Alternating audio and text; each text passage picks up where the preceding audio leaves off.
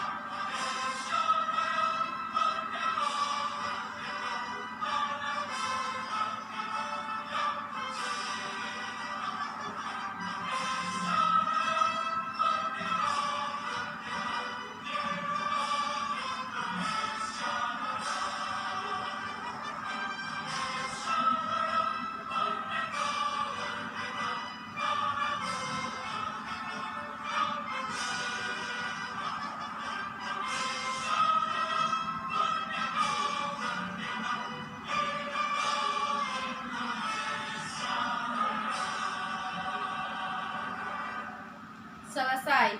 Anak-anak, sebelum memulai pelajaran pada pagi hari ini, alangkah baiknya kita berdoa menurut agama dan kepercayaan masing-masing. Berdoa mulai. Berdoa selesai. Anak-anak, ibu sekarang ingin mengabsen kalian. Jika nama kalian disebut, kalian angkat tangan atau katakan hadir ya. Anissa Rama hadir. Dania Putri. Gilang Tri Ramadan. Muhammad Rian. Sifa Humaira.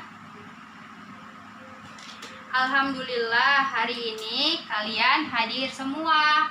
Kalian udah pada siap belum menerima materi baru dari Ibu? Nah, kalau kalian sudah siap, coba buka buku kalian masing-masing. Sebelum Ibu menjelaskan materi baru, Ibu ingin mengulas sedikit materi yang minggu lalu Ibu sampaikan. Di sini ada yang masih ingat tidak? Minggu lalu Ibu sudah menyampaikan apa? Coba yang tahu angkat tangan. Ya, Gilang? Benar sekali, apa yang dikatakan Gilang? Minggu kemarin kita sudah membahas mengenai surat. Coba yang ingat angkat tangan. Ya, Dania? Tepat sekali apa yang dikatakan Dania. Surat adalah alat komunikasi tertulis untuk menyampaikan informasi dari pihak satu ke pihak yang lain. Tujuan dibuatnya surat untuk menyampaikan informasi, mendapatkan informasi, dan berkomunikasi dari pihak satu ke pihak yang lain. Nah, minggu ini Ibu akan menjelaskan mengenai surat pribadi. Dari pembelajaran kali ini, tujuannya untuk agar siswa mengetahui apa pengertian dari surat pribadi. Yang kedua, siswa mengetahui macam-macam surat pribadi. Yang ketiga, siswa mengetahui bagaimana prosedur pembuatan surat pribadi. Nah, nanti di akhir pembelajaran, Ibu akan memberikan kalian tugas. Tugasnya yaitu membuat surat pribadi. Sekarang, Ibu akan menjelaskan pengertian surat pribadi. Nah, sebelum Ibu menjelaskan, di sini ada yang tahu tidak apa pengertian dari surat pribadi? Coba angkat tangan. Ya, Rian. Tepat sekali apa yang dikatakan Rian. Surat pribadi adalah jenis surat yang berisi tentang keperluan pribadi. Biasanya ditulis secara pribadi dan ditunjukkan kepada orang-orang. Nah, kalian tahu tidak biasanya surat pribadi ditunjukkan atau dikirim kepada siapa?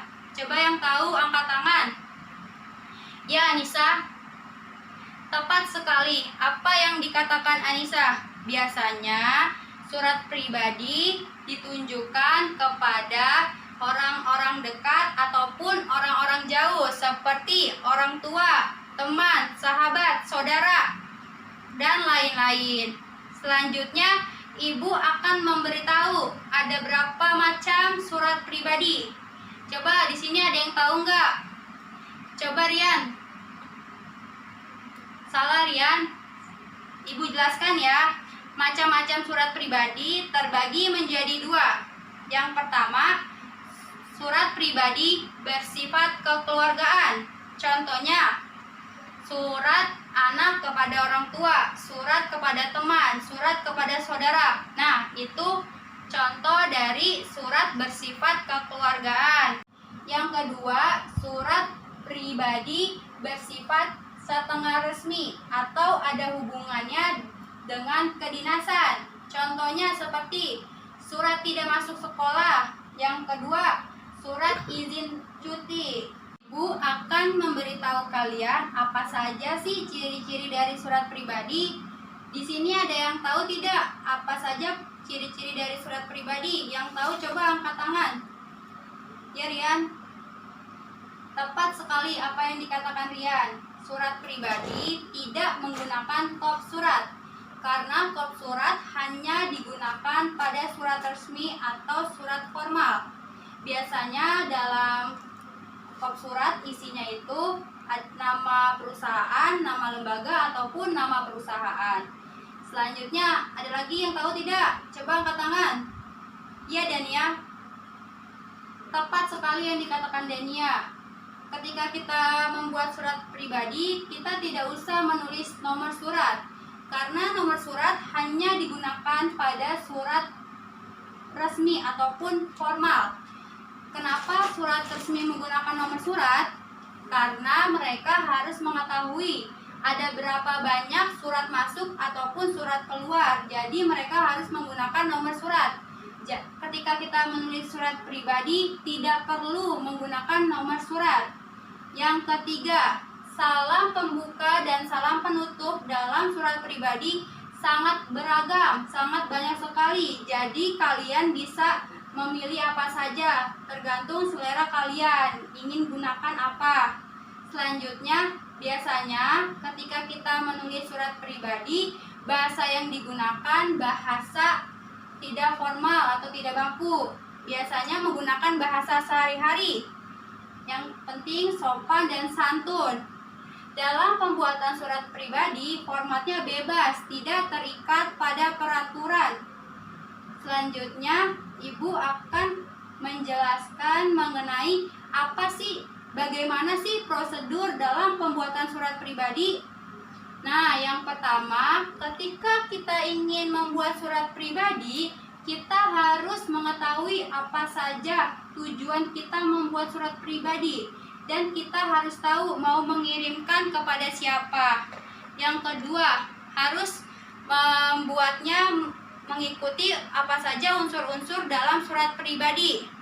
Ketika surat tersebut sudah jadi, biasanya dikirimkan melalui kantor pos ataupun pos. Sekarang Ibu akan menjelaskan unsur-unsur dalam surat pribadi. Dalam surat pribadi terdapat 8 unsur. Nah, ini di sini ada 8 unsur surat pribadi. Yang pertama, tempat tanggal surat. Ketika kita ingin membuat surat, harus disertakan tempat tanggal surat. Contohnya seperti ini, Jakarta, 7 April 2020. Yang kedua, nama penerima, alamat penerima surat. Contohnya, Dian Lestari, Jalan Jenderal Sudirman, nomor 14, Kupang, Tanjung Karang, Bandar Lampung. Jadi ketika kita menulis surat pribadi harus disertakan nama dan alamat si penerima surat tersebut. Selanjutnya yang ketiga, salam pembuka. Salam pembuka biasanya seperti sapaan. Salam pembuka sangat bervariasi, sangat beragam, banyak sekali pilihannya. Kalian bisa menentukan sendiri sesuai selera kalian. Contohnya seperti Assalamualaikum, salam persahabatan, salam sejahtera, salam manis. Banyak sekali contoh-contoh yang lain. Selanjutnya yang keempat, pembuka surat. Pembuka surat biasanya berisi tentang menanyakan kabar ataupun kondisi saat ini yang dirasakan oleh si penerima surat. Contohnya seperti ini.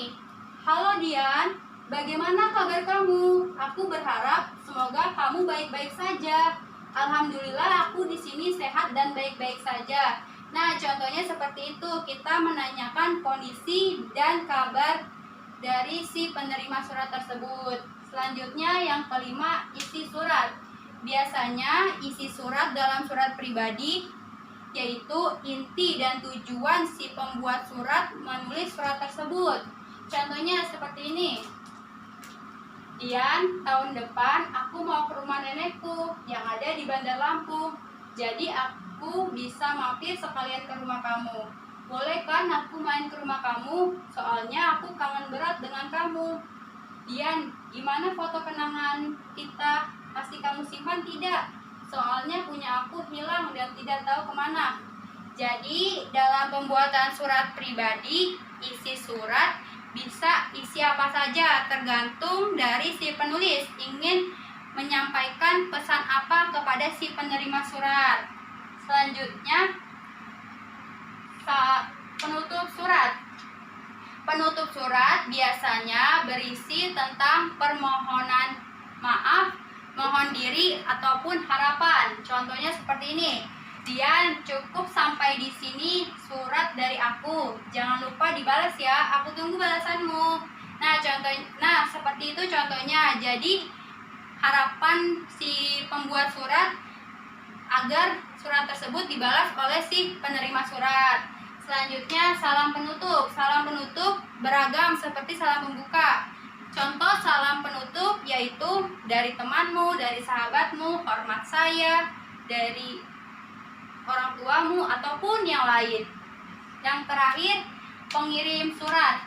Dalam pembuatan pembuatan surat pribadi harus disertakan nama dan tanda tangan si pengirim surat agar si penerima surat mengetahui surat tersebut dari siapa. Kalian sudah mengerti dan paham belum apa yang Ibu sampaikan barusan?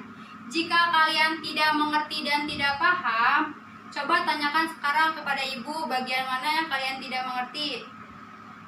Baik, jika kalian sudah mengerti dan paham semua, Ibu beri tugas kalian untuk mengerjakan paket halaman 63. Ibu beri waktu 15 menit. Dari sekarang kalian kerjakan. Nanti dikumpulkan ya. Anak-anak, waktunya telah habis. Kalian sudah mengumpulkan tugas yang Ibu berikan. Minggu depan Ibu beritahu nilai kalian. Sebelum waktu habis, Ibu minta dari salah satu kalian untuk merangkum materi yang Ibu sampaikan. Di sini ada yang berani tidak? Coba yang berani angkat tangan. Ya, Nisa. Tepat sekali apa yang dikatakan Anissa. Surat, Ibu ulangi ya. Surat pribadi adalah jenis surat yang berisi tentang keperluan pribadi. Biasanya ditulis secara pribadi dan ditujukan kepada orang-orang.